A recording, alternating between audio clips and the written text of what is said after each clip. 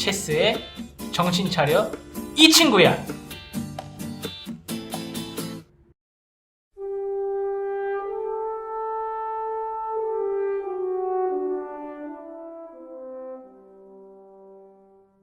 모든 생명은 적자생존 법칙에 따라 진화합니다. 빙하기 때 공룡이 멸종한 이유는 변화된 환경에 적응을 하지 못해서입니다. 인간도 적자생존 법칙에 따라 진화해 왔습니다. 지금 2300년, 진화된 인간의 양극단엔 두 형태가 있습니다.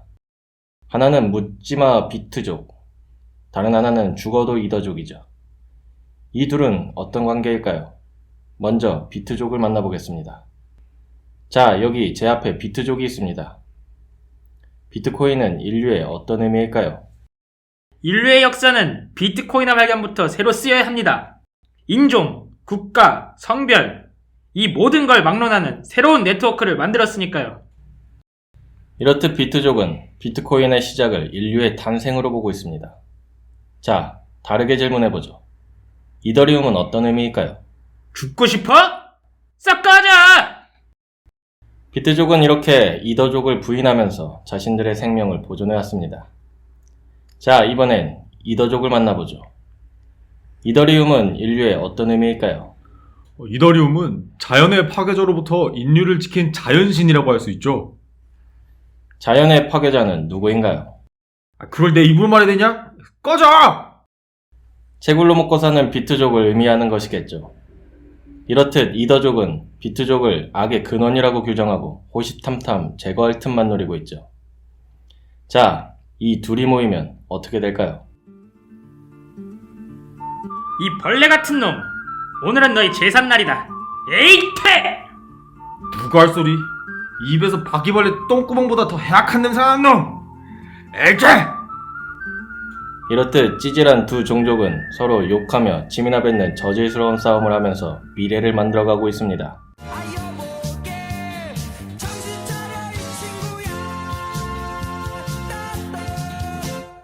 네, 블록체인 정보통 블로킹 333화 오늘도 비트족 찰스님과 이더족 기린님 나오셨습니다. 안녕하세요. 안녕하세요. 아니 지난 정희친의 강렬한 인상 때문에 그런지 나레이션도 꽁트처럼 느껴요. 지난 정희치는 뭐였죠? 제가? 나는 그거보다는 모른다! 그렇습니다. 이게 찰스님 정해진 장르가 나날이 이게 좀 다양해지고 있어가지고 그거에 맞춰서 또 연기하는 또 재미가 있네요. 뭐 우리가 연기를 잘하진 않지만 또 재밌게 하고 있으니까 또 색다른 나레이션 경험이었습니다. 한 주간 어떻게 보내셨나요? 요새 또 이제 축구 시즌이기도 하고 네. 이 주변에서 이제 프리미어리그를 입문하라는 좀 꼬시는 사람들이 있어가지고 이제 네. 살짝 파니니 카드를 이제 수집을 하면서 좀 보내고 있는데 네. 이 카드 뽑기라는 게 참 되게 웃겨요. 저는 프리미어리그 모르거든요. 네. 근데 이 반짝이만 나오면 그렇게 흥분을 하는 거예요. 모르는데. 아무것도 모르는데 네. 아니 반짝이만 나오면 그렇게 이제 흥분이 되더라고요. 반짝이 안 나오면은 이제 실망하고. 그렇죠. 네. 그러니까 이게 도박이 그래서 이제 무서운 것 같아요. 이게 진짜 묻지마 이제 이거니까. 네. 맞아요. 저도 체스님 따라 파니니, 그러니까 체스님이 많이 사셔서 저를 좀 나눠주셨는데, 저는 그냥 별 생각 없었거든요. 근데 이게 까니까, 이 뭔가 좀 욕심이 나서 몰래 제 개인적으로 더 샀어요. 그래? 네. 근데 이제 이게 확실히 반짝이나 막 되게 유명한 카드 나오는 건 되게 적고, 다 이제 좀 일반 카드가 많이 나와서, 확실히 이게 한 팩을 사면은 거기에 6장 정도 들어있는데, 그걸 어쨌든 다 처리해야 되잖아요. 필요 없는 카드는. 이만큼 진짜 한 주먹이 넘게 이렇게 카드가 쌓이니까, 와, 이거는 근데, 이 비트코인 채굴만 환경 파괴를 논할 게 아니라, 파니니 카드도 적지 않은 환경 파괴다. 이거 만드는데도 엄청 돈이 들었을 테고, 그게 퀄리티가 카드가 좋으니까, 종이도 그냥 일반 A4 용지 이런 종이가 아니잖아요. 카드 종이, 비싼 종이를 썼을 텐데, 프린팅도 그렇고. 근데 그거를 사람들이 일반 카드들은 다 버릴 테니까 6장 뽑아가지고 6장 다 쓸모없는 경우가 거의 많거든요. 대부분이거든요. 그러니까 그런 거 생각하면 환경 파괴 엄청나다. 그거는 그냥 수집만 하는 용이죠. 뭐 게임, 뭐 게임도 게임 돼요. 이런 거, 게임도 돼요. 게임도 돼. 그래서 저는 체스님보다 더 나아가서 파니니 앱을 다운받았어요. 그래서 파니니 실물 카드를 사면 거기에 이제 앱에 스캔해가지고 모바일 카드를 받을 수 있는 또 QR 코드가 있어요. 그건 이제 앱 내에서 게임용으로 쓸 수 있는 건데. 그거는 그거 받아야 되겠네요, 그러면. 그거 다 되겠네. 챙기셨잖아요. 그래서 저 있어가지고 다 좀 했는데, 실물 카드보다는 좋은 카드들을 더 많이 주더라고요. 이 온라인에서는. 네, 왜냐면, 그런 것 같아요. 어쨌든 이거는 게임을 해야 되니까, 좋은 카드를 너무 안 주면. 게임도 하면 재밌겠네요. 잘 만들고. 근데 게임이 너무 재미없어요. 아, 그래? 네, 그냥 유형 카드 같은 건데, 너무 재미없어요, 진짜. 이게, 카드는 진짜, 게임은 조금 더 발전을 많이 해야 될 것 같고, 일반적인 카드 게임 요즘에 되게 고퀄로 많이 나오잖아요. 모바일 게임 보면. 근데 그 수준이 아니야. 그게 너무 진짜 단순한 게임이고, 그냥 수집밖에 없어요. 그래서 게임은 못 해먹을 것 같고, 수집으로 계속 가야 되지 않을까 생각이 들고, 저는 이제 파니니 카드, 뿐만 아니라 이제 유유백서라는 이제 넷플릭스 실사화 영화를 드라마를 봤어요. 그 모험인데, 그것도. 유유백서라는 만화가 우리 아주 어렸을 때 이제 되게 유행했던 이제 만화라서 이게 실사화가 된다고 했을 때 많은 이제 3, 40대 분들이 관심을 가지셨는데 원피스 실사화만큼이나 그 정도는 아니지만 그 다음가는 기대를 받았는데 사람들 이제 기대 반 우려 반이었던 게 이 실사화를 제작하는 이제 제작사가 원피스 실사화를 만든 곳이에요. 그래서 사람들이 와 이거 쉽지 않다 이렇게 생각했는데 결론은 원피스보다는 만듦새가 괜찮았다. 하긴 원피스는 너무 고무고무 열매 이런 걸 표현하기가. 원피스는 표현하기가 일단 배경 자체가 가상의 세상이잖아요. 근데 유유백서도 약간 가상의 곳으로 가서 약간 전투하는 약간 요런 거 아닌가요? 그렇긴 한데 지금 딱 이번에 나온 시리즈는 배경이 그냥 일본이에요. 고등학교. 고등학교 막 그런 배경이기 때문에 되게 조금 기생수 영화를 보신 분들이라면 기생수 느낌이랑 좀 비슷하다. 그 정도면 훌륭하네요. 네, 그리고 캐스팅은 역시나 이제 원피스처럼 좀 캐스팅은 문제가 있는 것 같은데 캐스팅은 좀 기대를 하면 안 되고 근데 여배우는 캐스팅을 잘했어요. 원피스는 여배우 캐스팅을 너무 못했는데 유유백서는 여배우들 캐스팅은 괜찮은데 남자 배우들 캐스팅이 너무 이상하고 막 머리 모양도 이상하고 가발 뒤집어 씌운 것 같이 너무 좀 어색한데 그 외에 액션씬이나 그런 어떤 요괴를 표현하는 그런 것들에 있어서는 저는 재밌게 봤습니다. 액션 이런 것도 재밌고 하니까 기생수를 좋아하셨던 분들은 한번 보실만 하다. 네. 저는 최근에 이제 제 동생이 이제 좀 있으면 분가를 해가지고 이제 뭐 방을 어떻게 만들까 꾸밀까 뭐 이런 얘기를 하고 있어가지고 이제 근래에 이제 그런 얘기를 들었어요. 누군가가 이제 제가 아는 분이 반성의 방을 만들어서 이제 설치한다. 그래서 제 동생한테도 하나 그 얘기를 했더니 자기도 그런 방이 하나 필요할 수 있을 것 같다. 그런 얘기를 하길래. 그럼요. 근데 뭐 거기는 이제 술을 많이 먹진 않기 때문에. 자유롭게 해라. 멀리 자리가 떨어져 있었는데 그래도 들으셨군요, 그거를. 반성의 방. 그렇죠. 반성의 방이 좋은 것 같아요. 아니, 근데 꼭 그게 왜 이제 남자가 반성한다고 생각을 하시는지 모르겠어요. 여자가 와이프가 반성을 할 수도 있는 거고. 네. 아무튼 그래서 이제 그런 얘기들을 하면서, 뭐 이제 동생이 그런 이제 분가 준비를 열심히 하고 있다. 그래서 기린 씨가 보면은 그 동생분을 굉장히 잘 챙기고 아끼셨기 때문에 이런 분가 준비함에 있어서도 같이 고민을 해주면서 잘 좀 재밌게 해주시지 않을까 그런 생각이 드네요. 저도 기린 씨 같은 이제 손윗 형제가 있었으면 좋았을 텐데. 네. 자, 그러면 또 오늘 주제에 대해서 얘기를 해볼까요? 체스님이 말씀해 주시죠.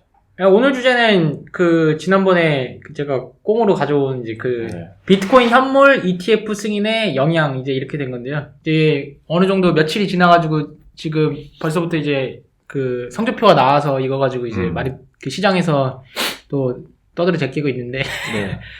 일단 기본적으로 이제 이번 ETF가 뭔지를 좀 명확히 좀 알아야 될 것 같아요. 그래서 비트코인 현물 ETF가 이번에 승인된 거고 비트코인 선물 ETF는 원래 있었어요. 근데 그러면 ETF가 뭐냐 이랬을 때는 그 ETF는 사실은 실제 뭐 상품이라기보다는 가격을 추종해서 이제 수익을 얻는 그런 이제 파생 상품류로 보시면 될 것 같아요. 그래서 가격이 오르면은 이제 그거에 대한 예측에 따라서 올리는 건데 비트코인 선물은 이제 증권사가 비트코인을 보유하지 않고 그냥 시장에서 이제 시장가에 따라서 어떤 수익률을 볼 수 있는 모델이에요. 근데 현물이 왜 이제 중요하냐면은 증권사가 직접 비트코인을 사야 돼요, 그거는. 그렇기 때문에 이제 기관이 비트코인을 이제 보유해야 되는 그런 문제가 있는데 네. 이번에 이제 우리나라에서도 이제 금융위에서 입장을 발표한 게 있는데 비트코인 선물 ETF는 된다. 네. 근데 비트코인 현물 ETF는 불법이다. 이제 이렇게 얘기가 나온 이유가 여기에 있어요. 네. 기본적으로 이제 가상자산 이제 보유할 수 있는 사업자 중에 이제 증권사가 실제로 비트코인을 보유할 수 있느냐 여부에 대해서는 이제 금융위가 안 된다고 그랬거든요. 네. 그러니까 실제로 비트코인을 사야지만이 현물 ETF가 가능하기 때문에 안 되는 거예요. 그러면은 비트코인 현물 ETF가 왜 위험하냐라고 했을 때는 증권사가 그걸 비트코인을 매입하는 과정에서 가격에 영향을 줄 수 있다. 이제 이렇게 보는 입장인 거예요. 네. 그래서 이제 우리나라에서는 안 되는 거고. 이제 이번에 재밌는 게 비트코인 가격을 이제 3일 동안 거래가 됐는데 비트코인 가격이 오히려 떨어졌어요. 그게 왜 그러냐면은 이번에 이제 비트코인 증권사에서 이제 비트코인을 이제 보유하는 이 상품 자체가 열리면서 신규 비트코인이 유입된 게 약 1조 원이에요. 근데 재밌는 게 그레이스케일이라고 하는 데에서 원래 이제 비트코인 ETF를 갖고 있었어요. 거기는 현물 ETF가 아니고 이제 기관 투자자를 상대로 이제 하는 ETF인데 거기는 묶여 있었어요. 그러니까 못 팔아요. 사기만 하고 이제 못 파는 건데 이제 이번에 현물 ETF로 전환되면서 그게 다 매도가 된 거예요. 어차피 수익을 많이 이제 얻기도 했고 그 자금이 이제 또 한 7천억 되는 거예요. 그러니까 지금 이제 봤을 때 이제 선반영된 게 일부는 맞는 거죠. 그러니까 여기에서 우리가 이익을 얻을 수 있다라고 해가지고 미리미리 이제 비트코인을 이제 구매하거나 그레이스케일 비트코인을 산 이제 세력들은 이번 매도로 인해서 이제 수익을 얻은 거죠. 그러니까 이제 매도세가 강하기 때문에 이제 신규 유입이 이제 그만큼 희석된 거죠. 그러니까 가격이 떨어진 거고. 근데 이제 이렇게 볼 수 있어요. 그러면 이게 증권사에서 사는 거가 뭐가 좋냐라고 했을 때 이런 차이예요. 바이낸스에서 비트코인 살 거냐? 키움증권에서 비트코인 살 거냐? 일반인은 둘을 물어봐요. 어디가 많겠어요? 키움증권에서 한단 말이에요. 왜냐면 증권을 하니까 어르신들은. 그러니까 제가 아는 어르신들도 비트코인 갖고 싶어 하는데 이거 또 거래소 이거 믿을만 하면 해킹당하고 있는데 그럼 키움증권 계좌가 있으면 키움증권을 사면 되는 거예요. 그러니까 일반인들 유입이 훨씬 더 쉬워져요. 대신에 일반인들 입장에서는 그만큼 수수료를 더 내야 돼요. 증권사가 오히려 수수료가 되게 세기 때문에. 그러니까 이제 똑같이 비트코인을 보유할 수 있는데 증권사에서 보유할 수 있다는 게 일반인들의 이제 가장 차이고 업계 입장에서는 이제 거래소 말고 증권사에서 이제 살 수 있다. 근데 거래소 입장에서는 오히려 그렇게 증권사가 생겨버리니까 파이를 뺏길 수 있는 그런 입장인 거죠. 네. 근데 여전히 그 이슈가 있어요. 이게 무법지대에 금을 이제 캐고 있는 그런 이제 상품 비트코인인데 거래소 해킹되는 마당에 증권사에서는 해킹 안 당할 거 아니냐. 증권사에서 만약에 해킹 당한다. 그럼 기존의 증권사가 갖고 있는 신뢰마저 다 무너지는 거예요. 증권은 그런데 비트코인은 입출금이 되잖아요, 기본적으로. 네. 그 과정에서 이제 개인기 다 털려가지고 그러면은 과연 그걸 어떻게 보장할 거냐. 그런 이슈가 있는 거예요. 그러니까 이 현물 ETF가 지금 이제 이 크립토 업계에서 가장 기대하고 있는 거는 일반인들의 유입이에요. 어른들이 그냥 다 사고 있는 거. 근데 이제 그걸 이제 어플리케이션을 만드는 사람 입장에서는 그 증권사가 비트코인 다 갖고 있으면 서비스 어떻게 만들려고. 이렇게 되는 거죠. 증권사가 송금업을 하진 않을 거잖아요. 그럼 결국 스타트업들이 이제 그런 크립토를 많이 해야 되는데, 그래서 이더리움 현물 ETF가 그런 점에서 더 우려가 있는 부분인 거죠. 아니, 이더리움을 더 많은 사람들이 이제 일상생활에서도 얻을 수 있는 루트를 만들어야 되는데, 이게 다 죄다 이제 증권사에서 가드리 형식으로 거래만 때려버리면은, 그럼 뭐하러 어플을 만드냐. 그냥 가즈아만 외쳐가지고 그냥 한번 하면 되지. 파리네 카드처럼 그냥 뽑기만 하고 막 이렇게 해도 이제 뭐 오를 때 되면 오르고 이렇게 되는 건데. 네. 그리고 또 하나는 이 비트코인 ETF를 바라보는 시선이 지금 현재 그레이스케일에서 운영하고 있는 은 ETF 양보다도 비트코인 양이 더 많아졌어요. 이 은보다 더 이제 높은 거예요. 이제 금보다는 아직 안 되는데 그렇고, 거래량도 오픈한 지 얼마 안 됐는데 작년에 ETF 500개, 미국에서 500개 ETF 합친 것보다 거래량이 이번에 더 많대요. 비트코인 ETF. 거래량이 만큼 많은 건데 대부분 그레이스케일에서 나온 거예요. 다 판 거예요. 그러니까 많이 판 거. 산 거는 별로 없고. 매도. 그러니까 이제 이게 단기적으로 봤을 때는 이제 뭔가 거래량도 많고 이제 유입되는 게 있는데, 이게 과연 지속될 것이냐에 대한 문제는 있지만은, 어찌됐든 간에 지금 그레이스케일에서 매도된 BTC가 있고 가격 하락이 반영된 만큼 어쨌든 간에 여기서가 이제 진짜 스타트 지점이라고 이제 보는 거죠. 네. 지금부터가 이제 어떻게 오르락 내리락 할 거냐, 이제 그게 이제 중요할 것 같은데요. 아무튼 현물 ETF가 이게 뭐 여기서는 그렇게 많이 다루진 않았는데, 네. 첫 시도가 2013년도예요. 10년 네. 하더라고요. 네. 10년 동안 소송해가지고 이겨가지고 게리 아저씨가 게리 겐슬러. 이거는 비트코인 인정하는 게 아니다. 소송에서 져가지고 그냥 한 거다. 약간 이런 식으로 또 비꼬면서 얘기를 한 거예요. 그러니까 솔직히 탐탁지 않은데 그냥 열어는 준다. 약간 이런 만큼 네. 한 10년 동안 쌓은 결과물이기 때문에 어쨌든 간에 뭐 승리라고 볼 수 있죠. 네. 뭐 리플 일부 승소처럼 그것보다 더 이상인 건 이거는 완전히 열어준 거니까. 그렇죠. 그럼 이거에 따라서 이제 이더리움 ETF도 승인되면은 또 이더리움도 많이 보유할 수 있단 말이죠. 네. 그래서 갑자기 비트코인 ETF 승인나고 난 다음에 이더 클래식이 업비트 기준으로 거래량이 1조 원이었고 막 폭등하고 있었어요. 왜 이더리움 클래식이 그건지 모르겠는데 네. 이더리움 클래식이 뜬 거예요. 그러니까 이제 이런 영향 자체가 정말 제도권과 가까워졌고, 지금 계속 또 기자들이 이제 한국 정부 압박하고 있잖아요. 그러니까 한국 정부에서도 이제 마지못해 이제 검토해보겠다 막 이렇게 얘기가 나오고 있고, 아직은 자기네들도 그냥 중립기업 갖고 있는 중인데 검토를 하겠다. 약간 이런 거 보면은 이제 하여튼간 압박이 엄청나게 들어오고 거기서 막 돈 벌고 이렇게 하면은 이제 우리나라에서도 계속 이제 얘기가 되면은 우리나라도 승인이 된다? 그럼 증권사에서 이제 하게 되면은 이제 물려 계신 그분 계시잖아요. 지인 중에. 증권사에? 아니요. 저기 지인 중에 비트코인 물려 계신다면서요. 고점에 사가지고. 빌. 네. 그분은 이제 탈출할 수 있다는 거죠. 그렇죠. 왜냐면은 미국에서 올라온 자산들인데 미국은 이미 ETF를 운영하고 있어가지고 매도를 한 거고, 네. 한국은 없어요. 처음으로 설립하게 되면은 일단 어르신들이 먼저 증권사 가가지고 비트코인 사겠다고 이제 매수세가 좀 있을 것 같아요. 그때는 이제 1억 넘게 이제 예상해 볼 수가 있는 거죠. 근데 우리나라에서는 당장은 승인은 안 될 것 같아요. 지금 이제 안 될 것 같은데. 네. 그래서 남국영이 조금 이제 저는 개인적으로 좀 대선도 좀 노려볼 만큼 좀 해주셔야지 뭐 좀 많이 풀어주는데, 지금 정부는 너무 좀 답답한 부분이 좀 있어서. 네. 그래서 이 현물 ETF는 어찌됐든 제가 전망에서도 말씀드렸듯이 엄청난 파급력, 논쟁 이런 것들을 많이 내고 있어요. 근데 그게 긍정적으로 이제 작용하려고 한다면은 이제 정말 기관들이 좀 많이 들어와가지고 이제 또 하나는 이제 비트코인을 또 사용하는 또 케이스들을 많이 만들어야지 이게 긍정적으로 가는 거고. 네. 근데 기관들이 샀는데 수익도 안 나고 뭐 아무것도 안 돼.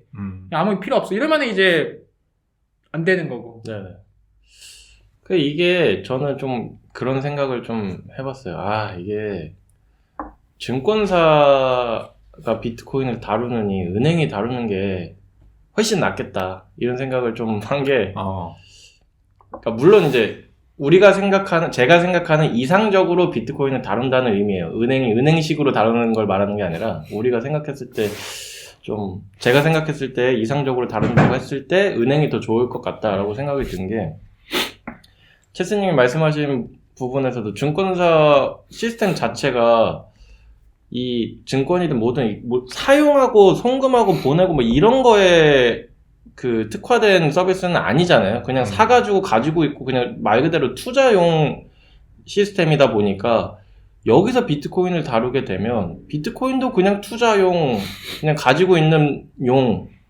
그거 이상도 이하도 아닌 상태로 그냥 계속 갈 것 같다는, 그게 오히려 더 고착화 될 것 같다는 생각이 좀 드는 거예요. 근데 우리가 비트코인이 가치가 있고 이거를 이제 제도권으로 들여야 된다고 했던 이유가 그런 투자 가치가 아니었잖아요. 이거는 이런 화폐로서의 어떤 장점, 지불 수단뿐만 아니라 이 비트코인이 가지는 여러 가지 이제 장점들이 앞으로 우리 일상생활을 바꿔놓을 수 있는 그런 가능성에 대해서 계속 꾸준히 언급을 하고 있는데, 증권사에서 다루게 된다면 그런 것들은 다 없어져 버리는 거죠. 투자 말고는. 그래서 저는, 이게 사람들이 막 좋아하는데, ETF 승인 났다고 해서 좋아하는데, 그것도 결국에는 투자의 관점에서만 좋은 거예요. 좋아하는 거예요. 사람들이 막 기대하는 게 ETF 승인 나는 걸 왜 좋아해요?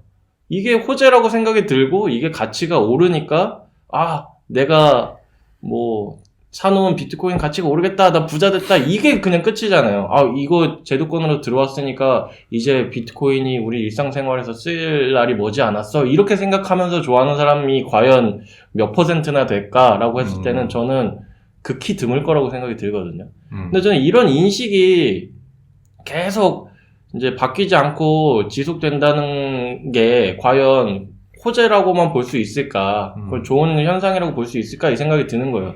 제도권으로 들어가는 것 자체는 물론 너무 좋은데, 그러니까 제도권에 들어가는 것도 이제 여러 가지 이제 모습이 있잖아요. 근데 이 모습은 조금 그러니까 아직은 조금 부족한 면이 있다. 그러니까 이거 자체로 아쉽다, 별로다라는 그런 것보다는 더 나아가야 된다. 이걸로 만족해가지고 하기에는 우리가 비트코인을 좋게 생각하는 그런 가치들은 더 다양하기 때문에 요거 가지고 너무 이제 제도권 끝났다 이렇게 생각을 하면은 이건 오히려 더 비트코인의 이제 발전을 좀 저해하는 그런 현상이 나오지 않을까, 그런 생각이 좀 조심스럽게 들었어요, 저는. 네. 근데 이게 은을 이렇게 넘어섰다고 한 건 사실 엄청난 거예요. 네. 이게 벌써 이제 이게 출시되지도 않았는데 몇백 개의 ETF 지수들 지금 다 그냥 꺾고 있고, 네. 이제 금을 넘보고 있다, 이런 뉴스가 지금 나오고 있거든요. 물론 이제 그 단기간에 따라잡기 힘들겠지만은. 근데 이거 보세요. 그러니까 어쨌든 비트코인을 일반 대중들도 다 가지고 있게 되는 그런 상황이 너무 좋잖아요. 그런 모습이. 우리 업계에 있는 사람으로서는 너무 좋은데, 이걸 가지고 할 수 있는 게 없는 거예요. 이게 너무 답답한 거죠. 증권사에 처박아두고 아무도 안 쓰려고 하니까, 돈이나 이런 자산이 풀렸으면 그걸 가지고 이용할 수 있는 서비스가 뒤따라와야지 이제 그 시장이 크고 발전하는 건데, 자본은 풀렸는데 들어갈 서비스가 없으면 이게 조금 반쪽짜리 성공인 거죠. 그래서 그게 조금 안타까운 상황입니다. 저는 저도 이제 두 가지 생각이 드는데, 제도권에 오는 거는 어쨌건 저는 어느 정도 찬성? 괜찮은 것 같은데, 비트 같은 경우는 어쨌건 약간 지금 바라보는 관점이 거의 디지털 골드잖아요. 그러니까 걔가 하고 있는 역할이 사실상 그냥 이제 어떤 가치의 저장수단? 이제 큰 금액을 왔다 갔다 할 때 편리한, 이제는 그거를 일상생활에서 껌사할 때 비트코인을 쓴다. 이거는 이제 아마 돌아올 수 없을 것 같고, 그렇죠. 그냥 이제 진짜 디지털 골드로서의 역할을 하게 되는 것 같아요. 이제 더 이상 그거는 돌이킬 수가 없는 것 같고. 근데 이제 나머지 이제 이더나 다른 이제 리플 같은 거, 다른 여러 가지 자기만의 유틸리티를 올릴 수 있는 친구들이 이제 ETF나 이런 걸 가게 됐을 때, 쌀 때는 잘 쓰고 있었는데, 갑자기 ETF가 되고, 제도권에 들어가면 걔네들이 가격이 올라가. 그럼 이제 거기서 돌고 있던 막 여러 가지 유틸리티나 서비스 친구들이 갑자기 이제 약간 그런 거죠. 그 미국에 원주민이 있었는데 막 청교도들이 가다가지고 걔네들 쫓아내고 대신 땅 차지하고 야 이제 이거 우리 거야 너네 딴 데로 꺼져 이제 다른 데로 가. 그럼 이제 또 싼 블록체인을 찾아가지고 폴리곤이든 어디든 뭐 그런 데로 이주해야 되는 약간 그런 상황들이 지금 약간 계속 벌어지고 있는 것 같아요. 그래서 비트를 기준으로도 비트 위에서 막 이것저것 예전에는 뭐 인증도 하고 뭐도 하고 뭐도 했는데 이게 가격이 점점 올라가니까 야 인증이고 나발이고 그냥 사서 보관만 해. 그리고 이더도 쌀 때는 막 이더위에서 뭐 게임도 하고 게임도 만들고 뭐 했는데 가격이 올라가니까 야 거기선 게임 안 돼 그냥 그것도 나발이고 비싼 것만 그러니까 지금의 예전의 비트 역할을 하고 있는 거고 이제는 이더 말고 뭐 다른 또 레이어 2 블록체인들 위에서 이제 막 이것저것 하고 있잖아요. 그러니까 계속 약간 이런 이주 현상들이 제도권으로 갈수록 약간 뭐 좀 인기 있다 싶으면은 제도권으로 올라가고 가격이 올라가면은 또 이주해야 되고 이주해야 되고 약간 이런 상황들이 벌어지고 있는 것 같아서 아 이게 좋은 건가 싶다가도 뭐 여러 가지 생각이 들고 있습니다. 뭐 제도권에서 하지 말라고 막는 것보다야 뭐라도 하라고 해주는 게 좋겠다 생각이 들면서 이게 그리고 어느 순간에 이게 이제 예전에는 저도 막 그 뭐 이더리움이나 이런 거 가지고 막 이것저것 만들고 할 때는 뭐 그냥 부담이 없었어요. 뭐 내 맘대로 해야 되니까. 근데 이제는 불법이야. 뭘 내가 그걸 가지고 해서 뭐 다른 사람을 도와주고 싶어도 다른 사람이 뭐 나한테 부탁했어. 예전에는 해줄 수 있었는데 지금은 그거 함부로 하면 불법이잖아요. 뭐 남의 가상자산을 가지고 뭐 이렇게 해주는 서비스를 제공하면 이제 완전 불법이 돼버렸잖아요. 그러니까 이제 이게 계속 이런 상황들이 계속 변하다 보니까 그러면은 이게 계속 제도권으로 막 들어오는 것들이 어떤 사람들한테는 좋겠지만 어떤 사람들한테는 참 힘들겠구나 이 생각도 들고 뭐 저도 되게 혼란스럽고. 근데 이게 되게 진짜 이게 소름 돋는 게 뭔지 아세요? 우리 얼마 전에 저기 문화 형님 추방됐잖아요. 때리고. 그 다음에 현물 ETF 승인된 거예요. 미국에서 쫓아낸 다음에 그 승인됐다고 그러니까 그게 뭘 시사하겠어요. 진짜 이게 원주민들 다 쫓아낸다니까요 진짜. 야 바이낸스 너네 저기 외나라로 꺼져. 그러니까 지금 죄송합니다 나갔잖아요. 그냥 딱 나갔어요. 그러면은 이제 이게 뭐가 있냐면은 여기 미국 증권사에서 비트코인 사죠? 바이낸스 출금 못하게 할걸요? 자금 세탁이니까. 자금 세탁 범죄자가 만든 거래소인데 왜 바이낸스 보내겠어요? 그러면은 바이낸스에 타격이 있겠죠. 그럴 것 같아요.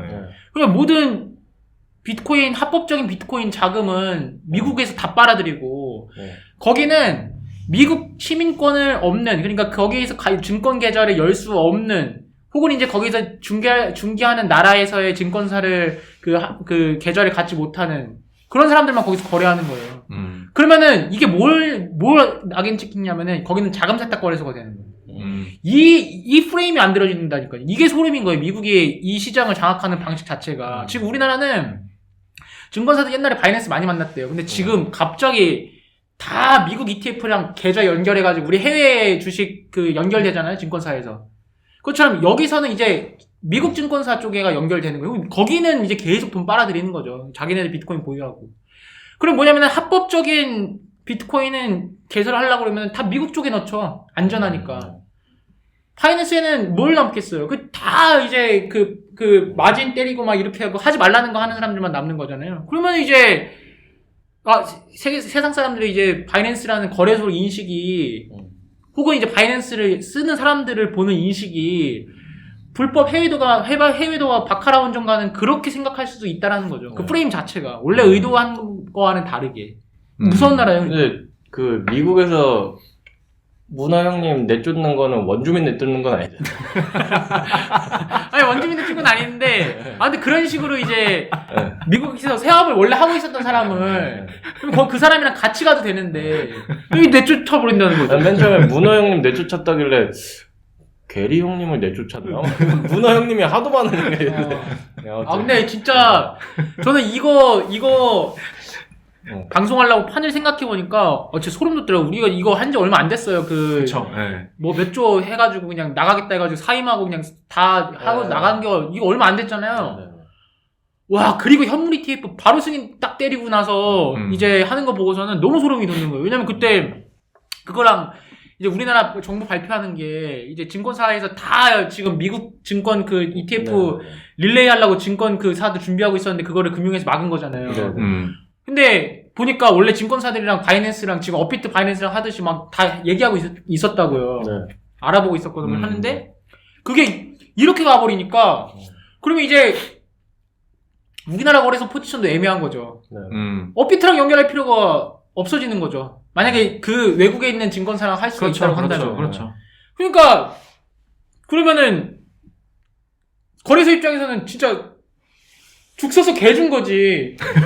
고생은 자기들이 다 하고 유저들 다 모아가지고 이렇게 했는데 아니 라이센스 한 방 딱 때리고 나서 그걸 다 시장을 다 가져가 버리니까 솔직히 그런 거는 되게 저는 국가의 횡포죠. 근데 이거 막으려고 비트코인을 만들어가지고 했는데 그렇게 이용 안 하니까 그건 뭐 우리들 잘못인 거고요. 이거 좀 그럴 것 같아요. 왜냐면 사실 대부분의 사람들이 비트코인을 실제 이용하려고 사기보다는 투자 상품으로 생각하고 사니까 사실 비트를 내가 실제로 보유할 수 있느냐 없느냐 그렇게 중요한 이슈가 아닌 사람들이 많거든요. 맞아요. 그러니까 이제 그냥 보유 지금 하고 있다라는 그냥 그런 느낌만 주면 되는 거라서 증권사에서 이제 미국 연결해주면 사실 그냥 그렇게 하면 되거든요. 그리고 이게 진짜 더 무서운 거는 증권사에서 ETF 상장 이렇게 심사하잖아요. 승인 심사 계속 하잖아요. 이제 상장 승인 난 코인과 아닌 거랑 분류가 되는 거예요. 그러면 아닌 코인은 불법 코인 되는 거예요, 진짜로. 자, 그럼 비트 이더 이제 비트 이더는 미국 ETF에 있어요. 저희는 완전한 코인이에요. 뭐 이더리움은 그렇게 주장할 수 있겠죠. 자, 그러면 비트 이더는 오케이. 나머지는 다 잡쓰레기 코인 돼버리는 거예요. 그러니까 일반인들 입장에서는 뭐 하여튼 간에 누가 대기업이 발행했어도 거기 증권사에서 지금 상장돼 있나요? 저희는 그런 코인이 아니 그거 절절히 설명해야 되는 거야. 그냥 저희 비트코인이나 이더리움 할게요. 그냥 안전한 거 할래. 이렇게 돼버린다니까요. 그러니까 합법과 불법의 경계가 원래 그런 의도가 아니었음에도 불구하고 이 현물 ETF가 승인 남으로써 증권사에서 다루는 게 합법이고 아닌 건 불법이다. 이거 모르면 이분법적으로 그렇게 생각하는 게 이제 일반인들의 심리라고 생각해요.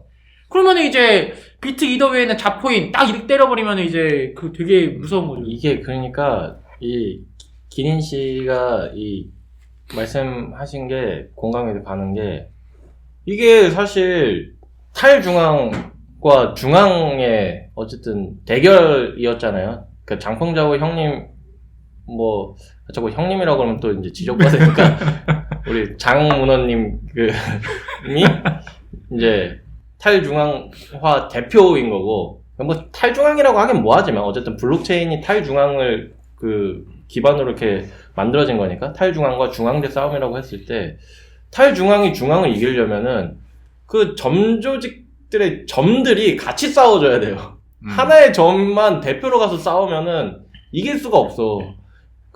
중앙은 거대하기 때문에. 근데 탈중앙이 안 뭉치면 얼마나 국가 앞에서 힘이 없는가를 보여주는 사례가 아닐까 이 생각이 좀 들어요. 비트코인 이 투자자들, 암호화폐 가상자산 이제 투자자들이 말 그대로 기린 씨 표현대로 그냥 투자용으로만 비트코인 암호화폐를 생각을 하다 보니까 뭐 승인 안 됐어? 그럼 딴 데 투자하지 뭐 그냥 이러고 많은 거예요. 이거에 대해서 막 진짜로 내가 막 이거 비트코인 진짜 가능성 있고 나 너무 쓰고 싶어 막 이래가지고 꼭 뭐 국가가 이걸 좀 받아들여 주세요. 지금의 뭐 경제 체제 좀 비트코인으로 바꿔주세요. 막 이렇게 막 진짜 갈망하는 사람들이 없다 보니까 비트코인 뭐 안 돼? 아니 안 해 그러면 이래 버리니까 사실 지금 이렇게 된 거예요. 그러니까 ETF 승인에 대해서도 투자자들은 그냥 같은 마음일 거예요. 승인됐어. 아싸, 호재다. 돈 들이부어. 막 그냥 이러고 생각보다 호재가 아니네, 빼. 그냥 이렇게 단순하게 생각을 할 확률이 높단 말이에요. 그리고 이럴 때 이제 업계 사람들은 이제 그렇게 단순하게 생각하지 말고 이랬을 때 뭐 사람들이 어떻게 반응하느냐에 따라서 우리가 앞으로 이제 시장을 어떻게 만들어 나갈지를 지금 고민하지 않으면은 또 그냥 계속 그냥 투자 상품으로만 계속 그냥 뭐 이도저도 아닌 스탠스로 남을 수밖에 없다. 그런 생각이 좀 들어요. 그래서 이제 끝난 게임이에요.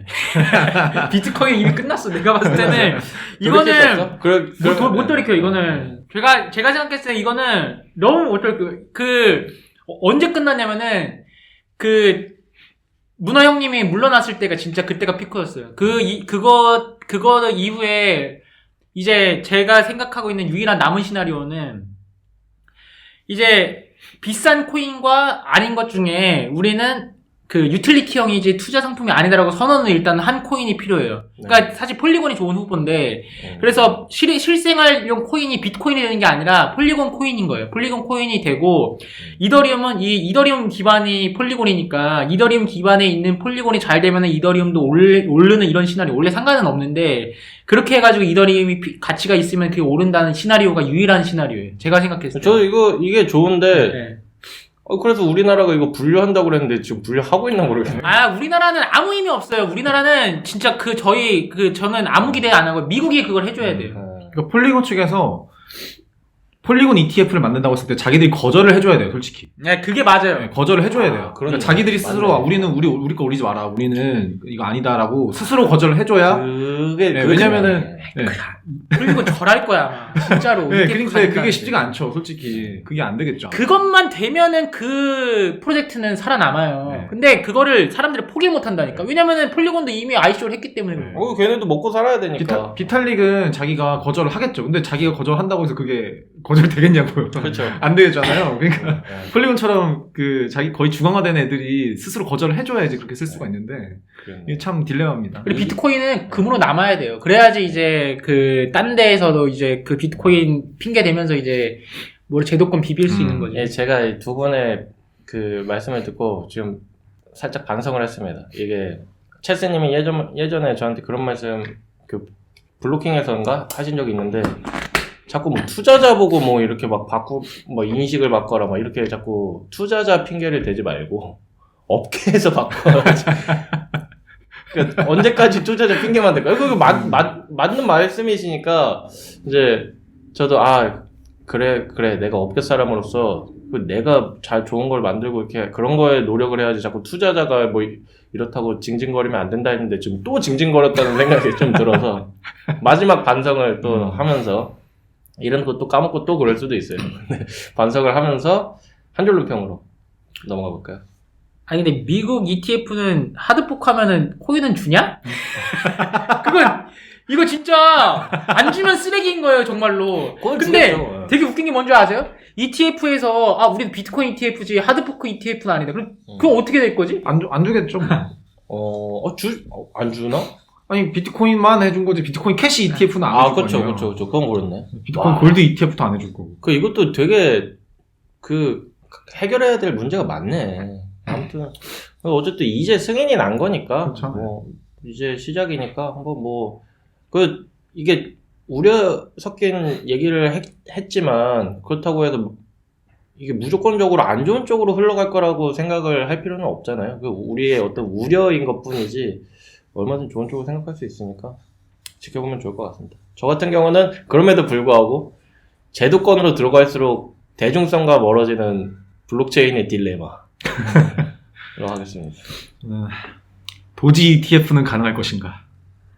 도지. 도지는 진짜 힘들 것 같은데.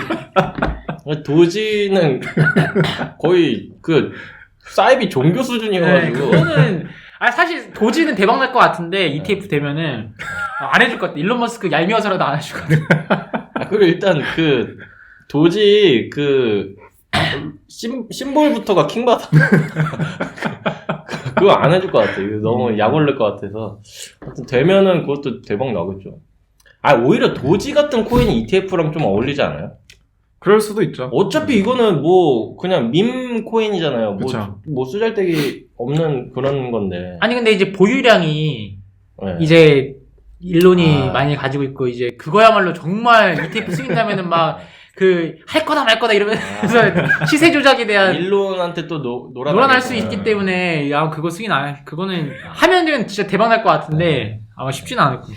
네, 알겠습니다. 오늘 이제 블로킹 주제가 ETF 승인인데 저희가 다들 이제 많은 분들이 들떠 계실 것 같아서 최대한 이제 객관적인 시선으로 좀 이런 면 저런 면 다 따져보려고 하다 보니 이제 청취자분들이 생각하시는 것과 다른 얘기가 또 있었을 수도 있는데 어쨌든 이거는 저희들이 저희들만의 그냥 관점으로 본 거고, 여러분들이 느끼신 게 맞을 수도 있어요. 저희가 정답은 아니니까, 네, 다양한 이런 관점이 있구나라고만 생각해 주시면 좋을 것 같습니다.